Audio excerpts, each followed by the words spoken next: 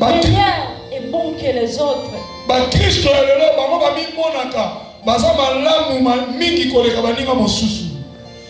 Et si nous demandons les gens, les athées, les gens qui ne viennent pas à l'église prier, si nous demandons à ces gens-là, qu'est-ce que ces gens-là pensent des croyants, des chrétiens qui viennent à l'église? Et ces gens-là nous disent, nous parlons du regard que les chrétiens ont envers eux, qui se croient meilleurs qu'eux. Mais en réalité, nous ne sommes pas meilleurs que les autres. Nous faisons aussi des erreurs. Et d'ailleurs, des tonnes et des tonnes d'erreurs. Mais on essaie de suivre nos principes, à mettre en pratique ce que nous croyons. Des fois, on réussit. Et de l'autre fois, c'est plein d'échecs monumentaux.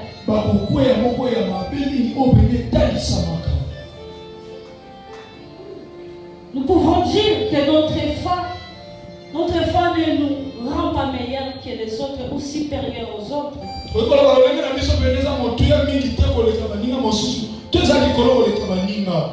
Mais ça nous donne une relation avec Dieu.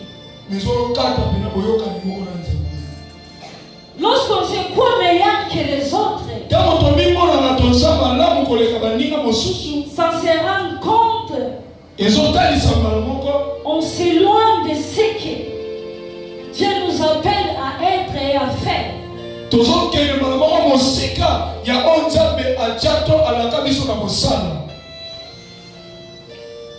Le pharisien fait sa propre justice. Il se croit meilleur. Il se croit juste. Il se présente devant Dieu. Et dans sa prière, il commence à évoquer, parler de sa prière, de sa dîme et des jeûnes.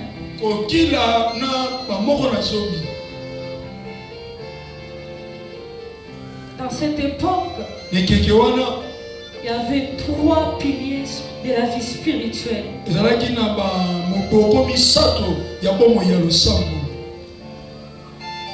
La prière, l'offrande et les jeûnes. Ces 3 piliers que Jésus prend dans le chapitre 6 de Matthieu, sur son enseignement sur le montagne.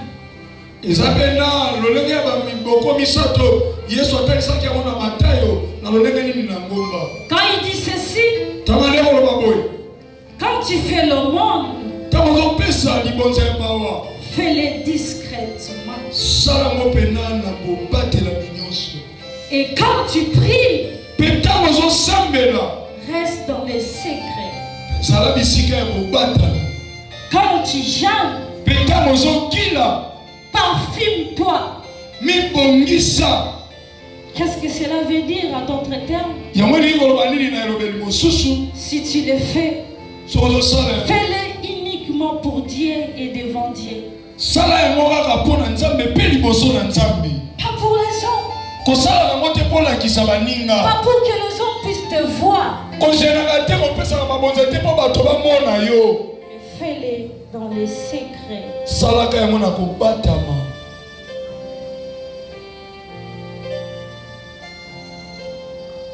Tellement il avait fait sa propre justice.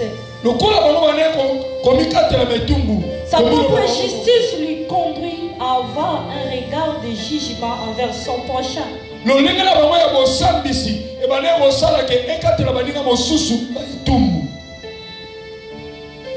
Et sur ce regard du jugement, nous oppose à un texte de béatitude.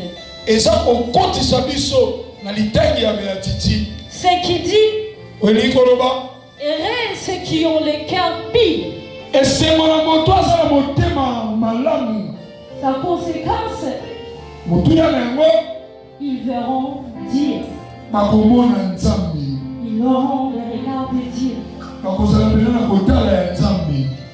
En quelque sorte, ça nous montre que les pharisiens n'étaient pas vrais. Ils n'avaient pas un cœur pur. Parce que quelqu'un qui a un cœur pur, c'est une personne qui voit comme Dieu.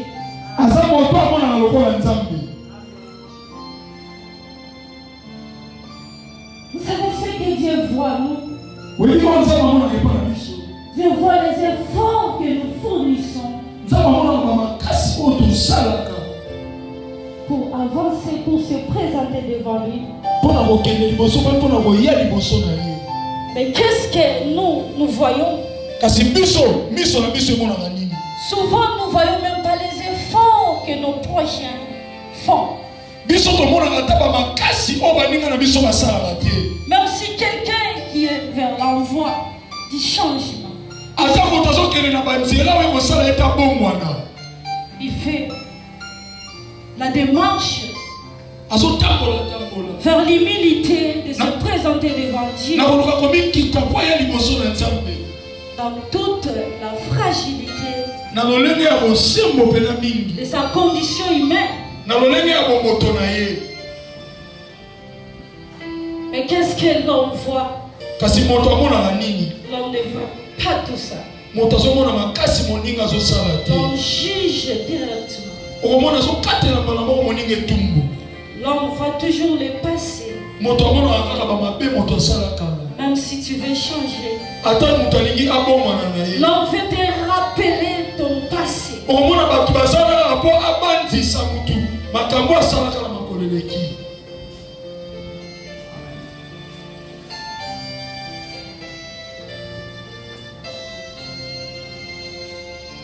Qui sommes-nous? Qui sommes-nous en tant que fils ou fille de Dieu?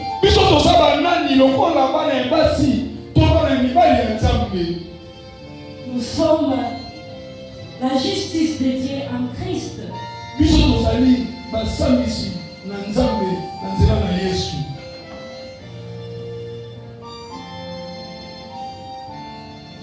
Les pharisiens n'avaient pas besoin d'être justifiés.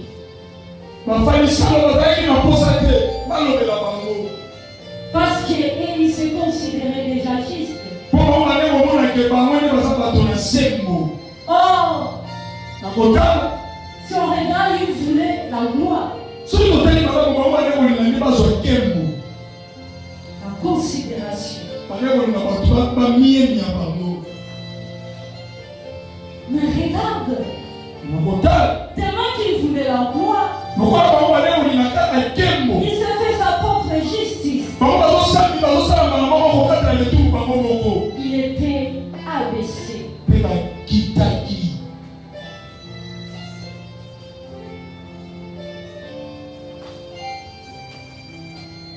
Nous avons besoin d'être justifiés. Nous avons besoin d'être sauvés avant d'être élevés. Moi, je ne te dirais pas que tu puisses t'élever sans être sauvé.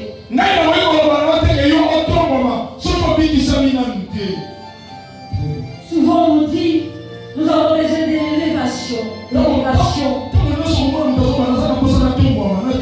Nous avons besoin tellement assoiffés de la gloire. Et nous oublions quelque chose de très important. Avant d'accéder à l'honneur, nous devons être justifiés, sauvés.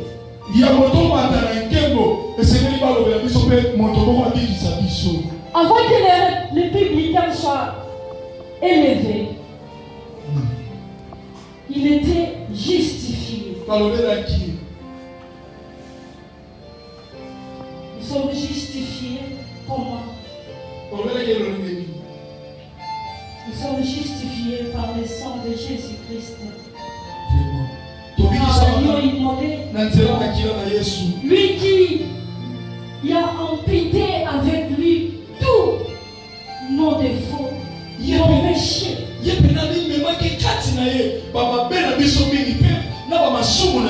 Pour que nous soyons sauvés. Que nous ayons la vie éternelle.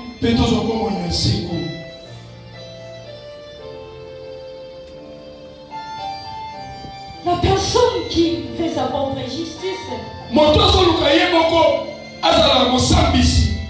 c'est une personne fausse. C'est une hypocrite.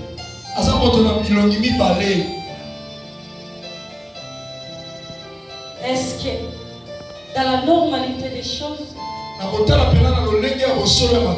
est-ce qu'on peut dire à un hypocrite d'être humble?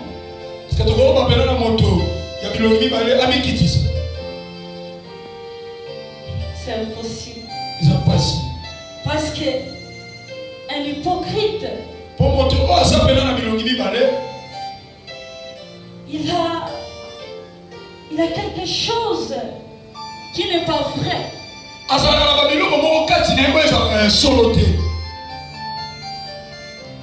Ce n'est pas sa vraie nature.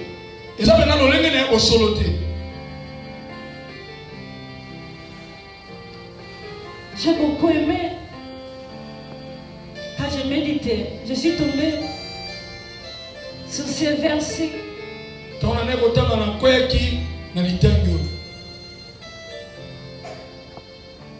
Proverbe 17, le verset 5, 15. Nous dit ceci. Celui qui acquitte le coupable et celui qui condamne les justes font tous horaire à l'Éternel.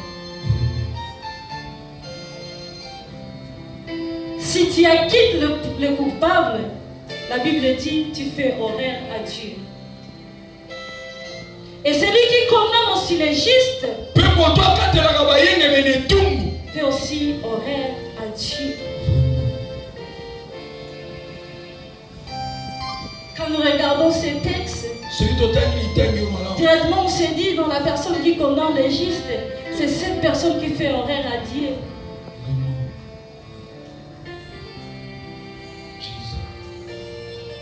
Mais qu'en est-il de nous? Comment vivons-nous en tant qu'enfants de Dieu?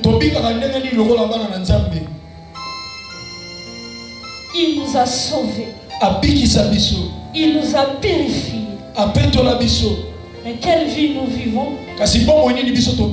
Quelle vie on vivait avant que nous puissions accepter Christ dans notre vie comme Seigneur et Sauveur? Et après, quelle vie nous menons?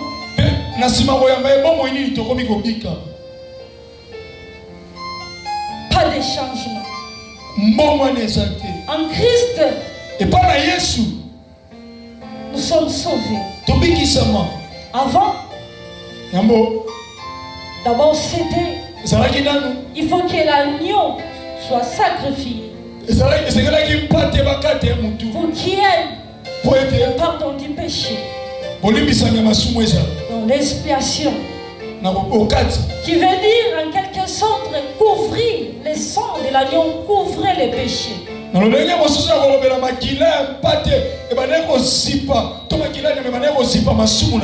maintenant regardez la différence avec Christ. C'est Jean qui nous l'explique très bien, Jean-Baptiste. Il dit voici l'agneau de Dieu qui enlève le péché du monde. Il n'a pas dit qu'il couvre le péché. Il n'a pas dit qu'il couvre, qu'il cache le péché. Mais il a dit qu'il enlève et qu'il supprime le péché. Mais toi à qui le péché a été supprimé? péché a été effacé et enlevé. Tu te condamnes toi-même. Tu prends le jugement sur toi-même. Devant Christ, tu es juste.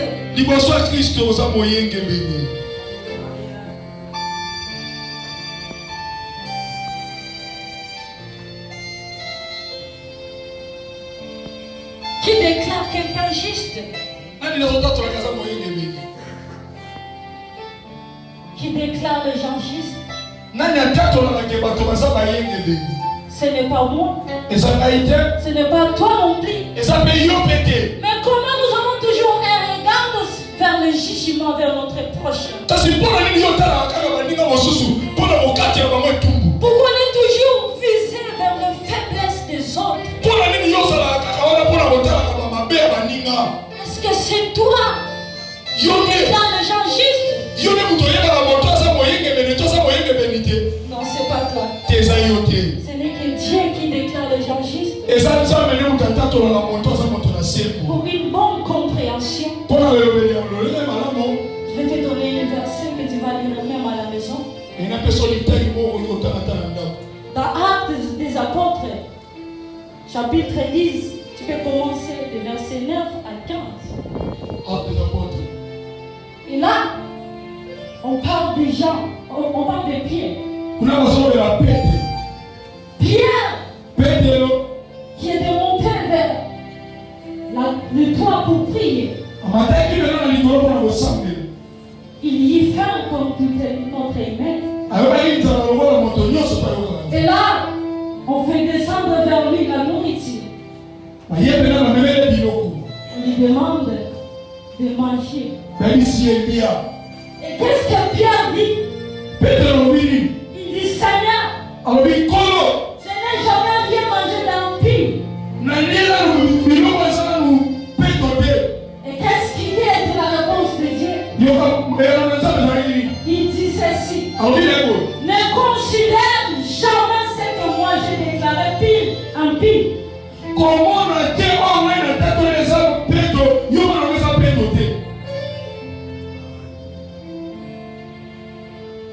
Et Jean, l'apôtre Paul,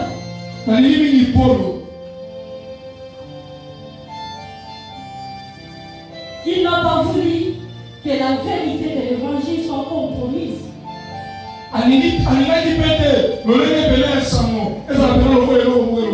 Pour une bonne compréhension, lisez dans Galates, chapitre 2, le verset 11 à 16.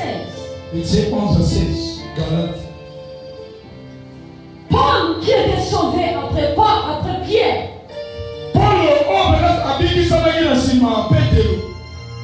Il n'a pas permis à Pierre de compromettre l'évangile.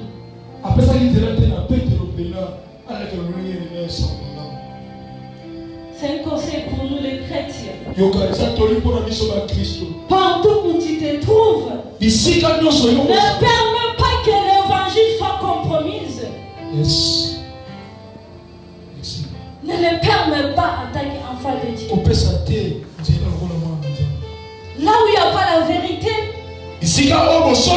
quitte. Ne sois pas fanatique.